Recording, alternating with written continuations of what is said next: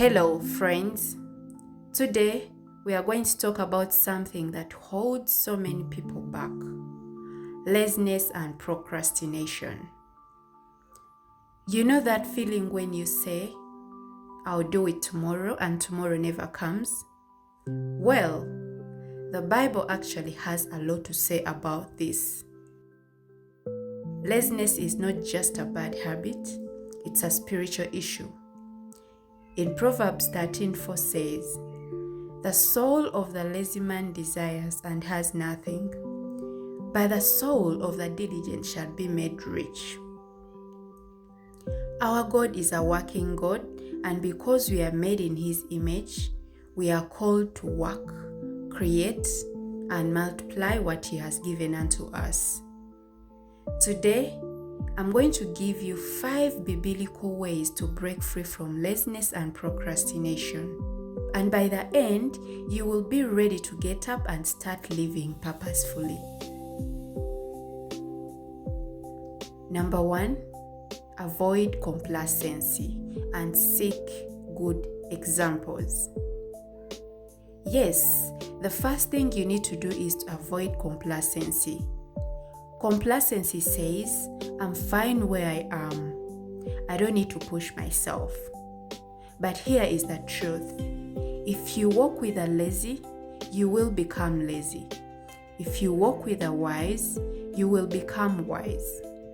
Proverbs 13:20 tells us, "He who walks with the wise men will be wise, but the companion of fools will be destroyed." Laziness is contagious. That's why lazy people prefer hanging out with other lazy people. They validate each other's mediocrity. But God hasn't called us to be mediocres. He has called us to be excellent.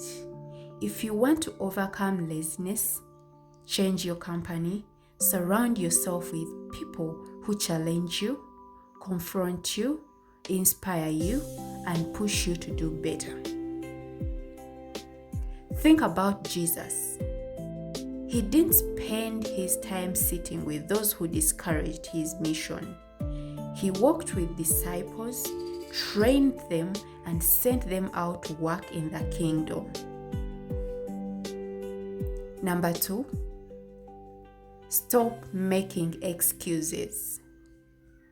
The second key is to stop making excuses. I can't do this now. I'm too tired. I'm not ready yet. I need to have this or that first. Tomorrow will be a better day. Does this sound familiar? These are just excuses. In Proverbs 22:13 says, "The lazy man says, there is a lion outside. I shall be slain in the streets."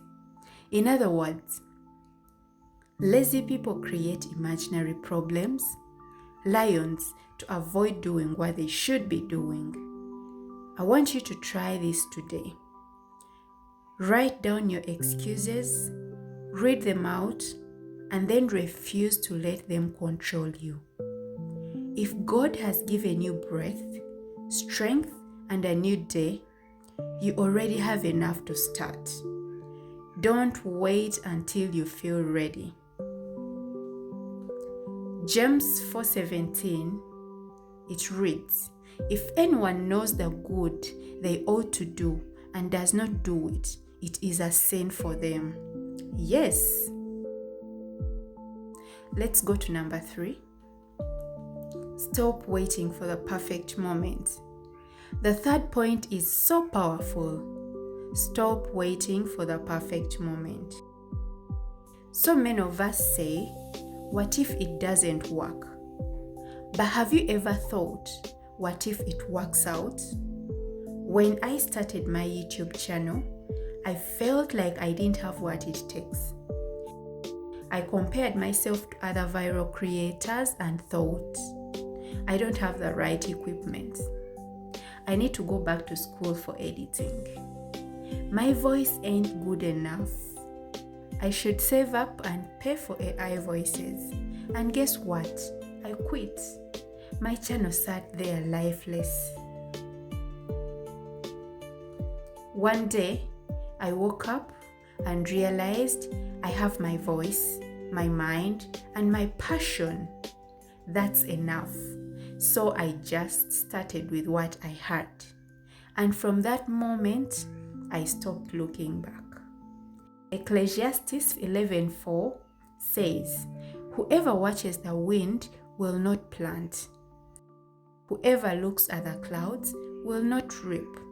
The perfect moment is a myth. The right moment is now.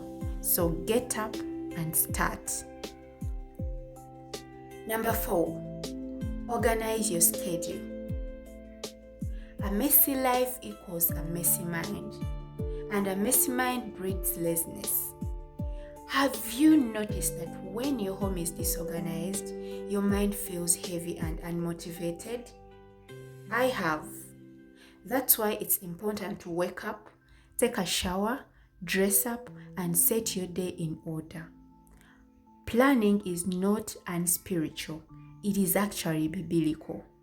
Some people over-spiritualize laziness by saying, "I will just let the Spirit lead me through the day." Now listen, I am a Christian who believes in being led by the Holy Spirit, but I also know our God is a God of order. Look at creation in Genesis.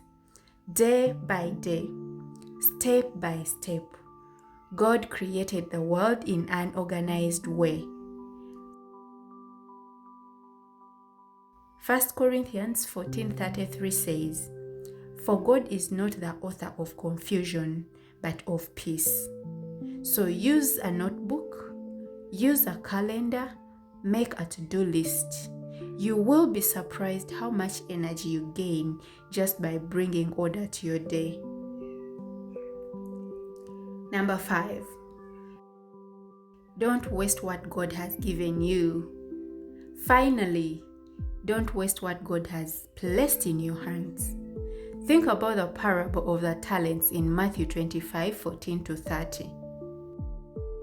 The master gave each servant talents.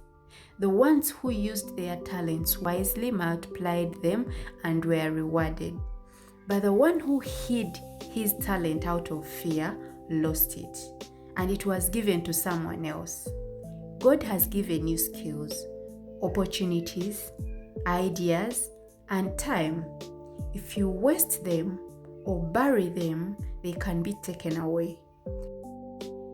Some of you have started projects and stopped halfway. You've had dreams, but let them collect dust.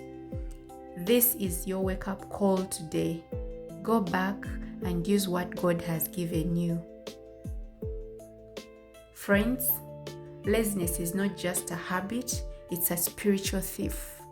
It steals your time, your joy, your opportunities, and your God-given potential. Let's do a recap. Number 1, avoid complacency. Change your company. Number 2, stop making excuses. Don't create imaginary lions. Number 3, stop waiting for the perfect moment. Start with what you have. Number 4, organize your schedule. Our God is a God of order. Number 5, don't waste what God has given you. Multiply your talent. Proverbs 10:4 says, "Lazy hands make for poverty, but diligent hands bring wealth." You are created to work alongside God as His co-creator. You have purpose, you have gifts, and you have today. So get up and start moving and watch how God blesses the work of your hands. If you found this helpful, consider subscribing. And this is Mind Pill Connect. I love you. Bye-bye.